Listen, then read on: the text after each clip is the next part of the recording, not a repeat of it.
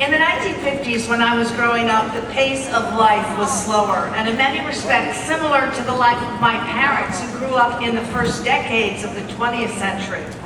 We communicated with friends and relatives by writing letters and talked over the phone, over party lines shared with other families.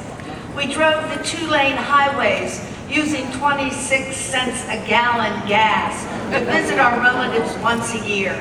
We weren't digital natives, we didn't multitask. My parents were the products of the Great Depression and World War II, the so-called greatest generation. I listened to the Lone Ranger on the radio. We had no TV. I played vinyl records on my Victrola. I knew no one who was divorced, even though perhaps they should have been. I lived in a bubble and my world was small.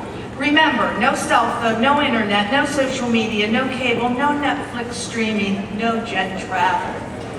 You live in an incredible era and are witness to an unprecedented pace of change. Your life will be extremely different than that of your parents. It's tough to predict what lies ahead of you.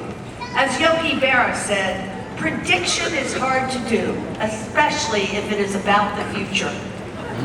But let's try anyway.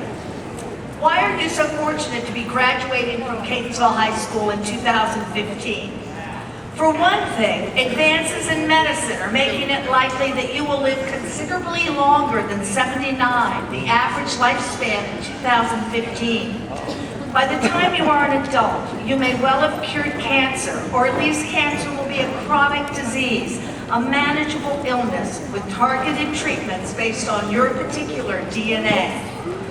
While we likely will not have found the fountain of youth, scientists will make significant progress in unraveling the aging process and be able to repair genetic mistakes that contribute to aging and even inhibit the genes that trigger the onset of aging.